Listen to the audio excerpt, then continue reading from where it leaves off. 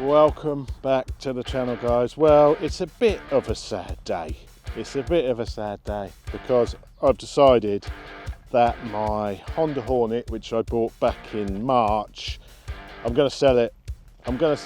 I'll go into why I'm selling it, but I'm sort of not really getting on with the bike. It's not the bike's fault, and we'll go through everything as to why I am getting rid of her, but this will be the final ride on my Honda Hornet SP. It's a sad, sad day. Chop C, roll the intro.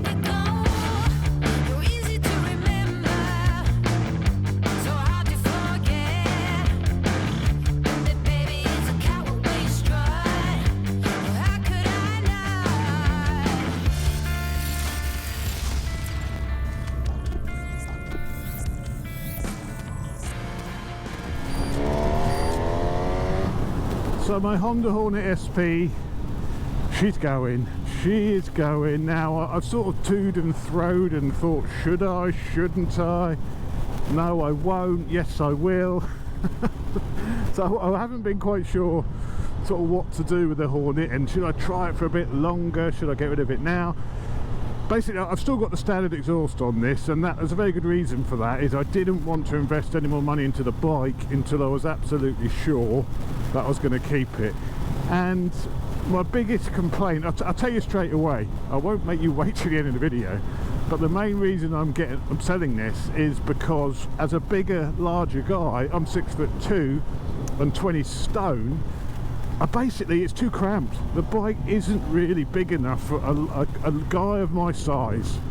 Okay, and I don't think that is just the belly. I don't think it's just the belly. The belly doesn't help, but it's just a little bit short. So as I'm sat here, I have to sit right towards the front of the tank. The tank is also really, really wide, so you have to sit right up to the front of the tank. You have to really splay your legs out, and I can still feel the rear seat cowl touching my bum.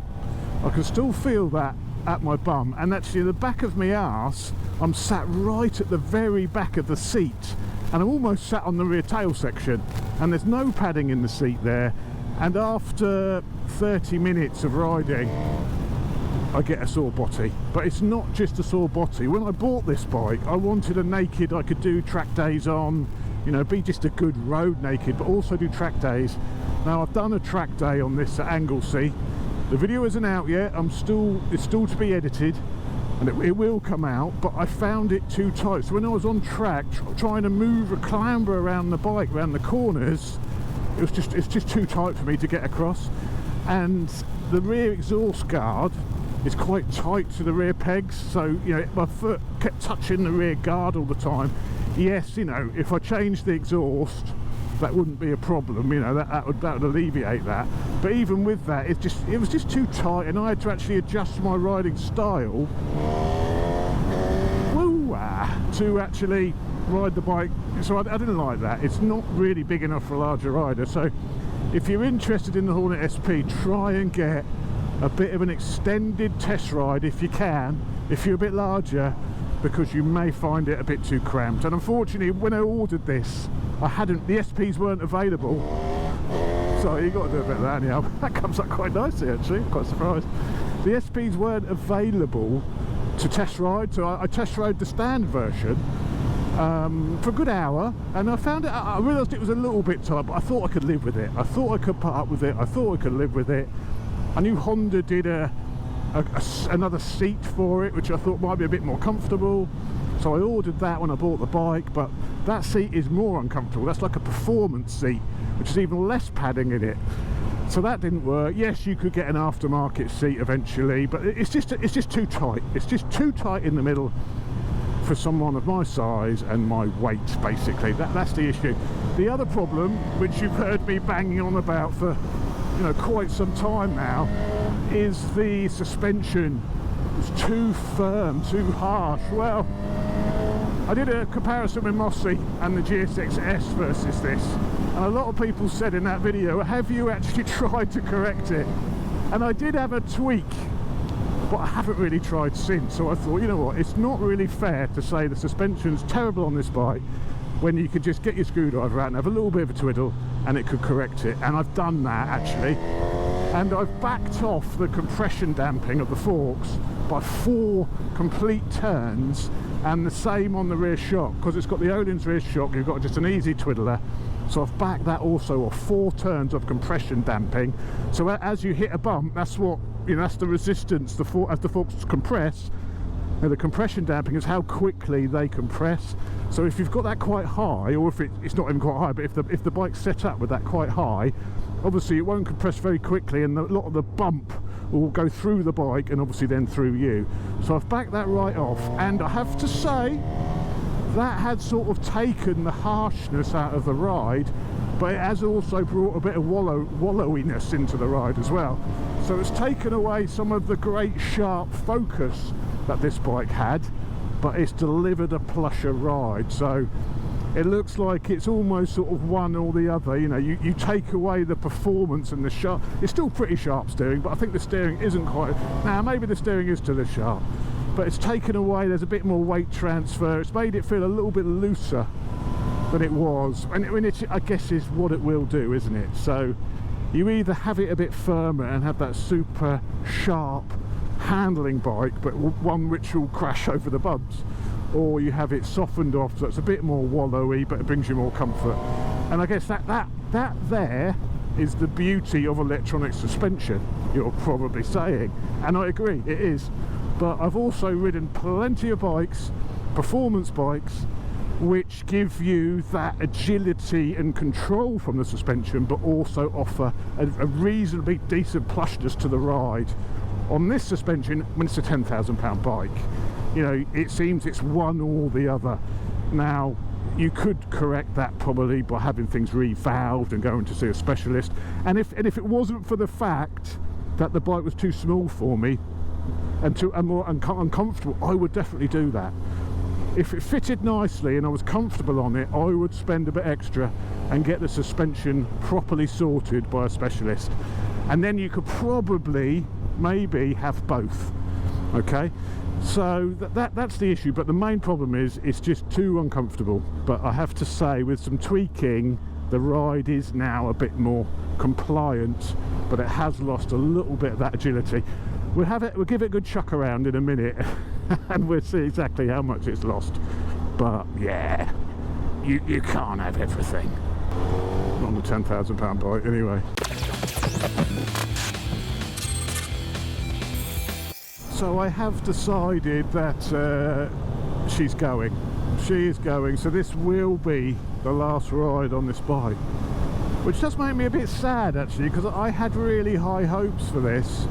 I had really high hopes, you know. I was planning, you know, maybe a full system, a tune, and I've heard good things. There are people who've tuned these now, and they've got really good results after a tune. But if you're not fitting on the bike, if the fundamentals are wrong, then there's no point, is there? There's no point going further. And to be honest, you know, this isn't my dream naked. You know, I got this, I said when I bought this, you know, this was bought partly for the channel. I was looking for a new naked, but that naked had to be a good track bike as well as a road bike, and this isn't really a good track bike, you know. And I've decided that I need my dream naked. This was bought for the channel because it was a reasonably cheap bike. I thought I can get it for the channel, I could do a load of content on it, you know, and I like it as well, so it's like a win-win really from both aspects. I must say, after I've backed off the rear shock, it's lifting the front much more readily now, but you can see this is quite bumpy, and it's fine. I'm not getting jarred around anymore, but it is wallowing around a little bit now, and I think that's the issue, isn't it?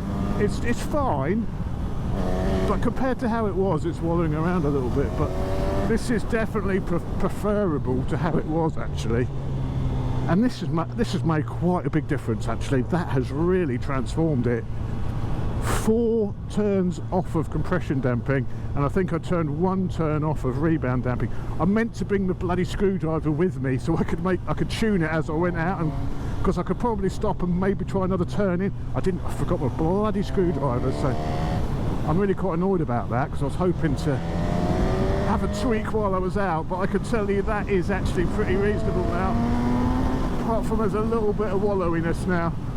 You can probably see it on camera, but I would prefer that to the jarring ride it had previously. That is fine, that is absolutely fine, I'm happy with that, but it has knocked off a little bit of that sharpness it had. It just wallows a little bit. I think if you were over a really bumpy bit of road, you could probably get a little bit out of shape on it now, whereas before it was rock solid. Right, let's try it up the hill climb. That'll be the ultimate test of that's the horn, of what the suspension's, what I've done to the suspension.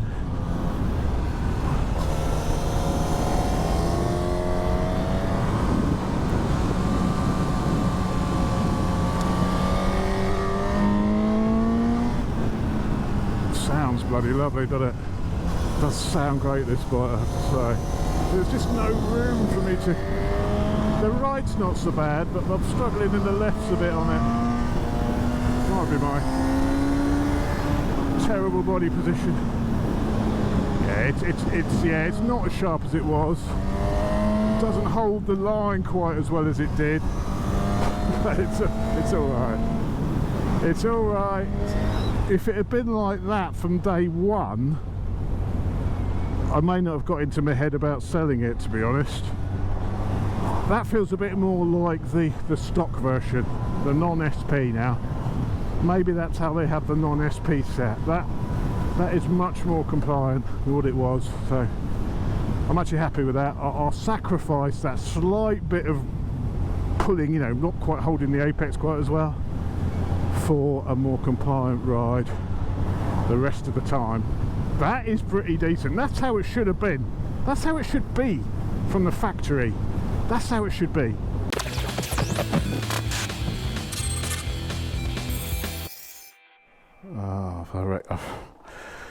Oh dear, I think I've destroyed my camera on the twisties back there.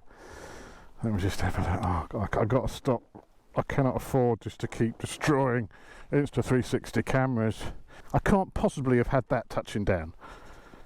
I can't possibly have just had that touching down, can I? And this is the other problem, see, with your boot, and you're moving around on the bike, it touches this guard. Again, that's only a problem until you change the exhaust, but it's a pain. It's a pain with a standard... No, that's dead now. That's dead now. I wanted the new X5 anyway. So I still believe that this is the best value naked you can buy, the best value sort of litre naked you can buy, without question. You know, £1,000, £10,000, £10,000 or 10,100, it's gone up 100 quid, is incredible for this bike. And yeah, it's not perfect, you know. There you go, I've addressed the suspension to a fashion. It could probably, you know, a suspension specialist will be able to probably get it much better. But yeah, if I wasn't a fatty and I was slim or even smaller, you know, I'd fit on it, and I wouldn't be selling it. You know, that's why I'm selling it, because I don't fit on it, and I still think it is the best value litre naked on the market. I mean, I guess that's obvious, isn't it? And that's why, I know, that's why there's been so much interest in this bike. I mean, someone said on our comparison video, "Ooh, I don't get what all the fuss is about the Hornet. There's nothing groundbreaking about it." It's like, well, the groundbreaking bit is it's £10,000, and it's got Olin shocks, Dyneema calipers. That's the groundbreaking bit, and it's a fantastic bike. You know, the performance. It is a rider's bike. This, you know, if you like your bikes to be sporty, then this is very much a very sporty bike. I don't know if anyone else saw the 44 teeth tyre launch video they did recently, and Chris ended up on the Hornet as part of that tyre launch, and they were in Croatia, and he's on a fantastic stretch of road, and he loved it. He loved the Hornet, and it was just peeling through the bends. You know, it can do it, you know. And I do feel that sort of straight fours on the road are not the best engines for a naked, because they take a little bit of winding up, and if you've got big open roads incredible Spanish twisties, then yeah, fantastic. But it's too powerful to fully open this up on like the UK roads. I mean, I can't really open it up fully down here. You'd just be going too fast. And these are the sorts of roads that I ride on. These are the best sorts of roads to ride on in the UK. Everywhere else is full of cameras, speed limits. Obviously you've got speed limit down here, but it's a 60. It's a 60 mile/hour speed limit down here. Anywhere else it's a 50. You get a nice stretch of road which is a bit more open, it's a 50 limit. And to wind up a litre bike in a 50, when you're looking at jail speeds, to have to unleash it fully. So that's another thing with it. You know, you go on track, yes, it's brilliant. You know, tighter tracks like Anglesey, it was almost a bit too tall geared, and you know, something smaller probably would have been better. But it's just this sort of the way straight fours work. I don't think they're ideal for a fun naked. They're great for sports bikes. You know, even the GX is great with that motor. But if you want to go out for fun, you just have to go too fast to actually access all that performance. Yeah, that's really bumpy back there, and that is vastly improved this now. It really has. It's much better. Why didn't I do that months ago? Why didn't I do that months ago? And it still handles pretty darn well. What's the van? Yeah, I should have done that ages ago. But there are some bits of this bike which are absolutely superb. The front brakes. The best thing about this bike is the front end, and this is something I say on the Anglesey track video. The front end on this bike is superb. Yes, now I've fiddled with the suspension, it's lost a little bit of that sharpness it had, but there's so much control. It goes exactly where you point it. You can trail brake in, and the front brakes are really good. You know, they're sort of super naked levels of performance with the front brake. Yeah, the ABS is a little bit intrusive, but the actual feel and power feels like a proper super bike, super naked. You know, the speed triple, not quite as good as the speed triple, but they're not far away. Way better than anything else in this sort of price range. You know, the Suzuki GSX S1000 included. So the front brakes and the front end, I think a 9 out of 10s. 9 out of 10s there. Really good. In other areas I don't like, because this is a £10,000 bike, there's no IMU. So the electronics are very basic. And you could say, well, I don't care. I don't care about electronics. You know, I'll just turn it off. And yes, I thought the same. But to turn it off, you've got to go all through the menus, blah, blah, blah, blah, blah, blah, blah. Every time you start the bike, it doesn't remember. If only it remembered when you turn the traction control off, and when you turned it on and off, it stayed off, I'll be completely happy with that. But it doesn't. You've got to go in and turn it off every time you start the bike. And there's 5 or 6 button presses to get to that, to turn off the traction control, so you can have a few wheelies. And because there's no IMU, you've got a very basic wheelie control. So as soon as the front wheel lifts up, I'm surprised it was letting me lift. Well, it did shut it down at one point back there, but as the wheel comes up, the whole bike is killed. It just kills it, and you actually get thrown forward in the seat because it kills the acceleration so abruptly. Which really, if you really want to push on and go fast, it means you have to turn the traction control off to do that, and then you have to turn it off every time you start and stop the bike. So it's basic electronics. I'd rather have nothing, give me no electronics, than have me have to go in and turn them off every time with 5 or 6 button pushes. Give me nothing. I don't want them. Maybe they should be just disabled. That would be better. Just disable the traction control completely, and I'll do it like an old-fashioned bike. That would be better than having poor electronics. Now, this bike is £10,000, but I'd be happy to pay £12,000, or maybe that pushing it a bit, £11,500. Give me an IMU, give me decent wheelie control, give me switchable traction control. Then that would make sense. But as it is, you're better off having nothing than poor electronics. They're just getting your way then. Yes, this road is incredibly bumpy. That is so much more compliant, if not a little bit wallowy. It's a little bit wallowy now.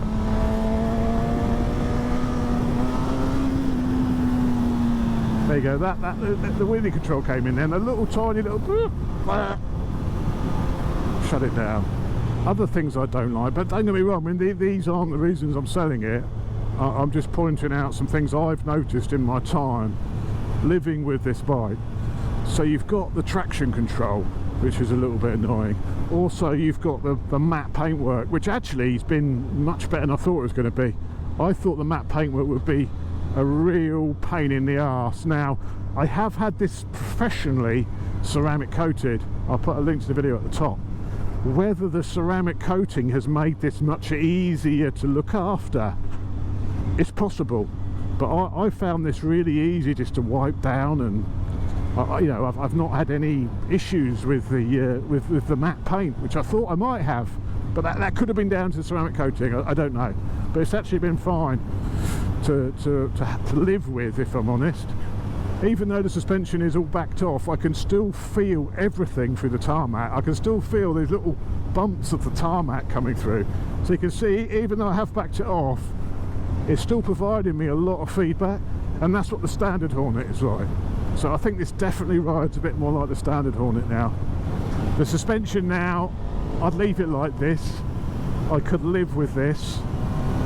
You know, and if you were to do a track day, I would just tweak it and add in again those 4 turns of compression damping back into the forks and the rear shock. But this is much better. I could tweak, if I brought my screwdriver, I could perhaps tweak this further.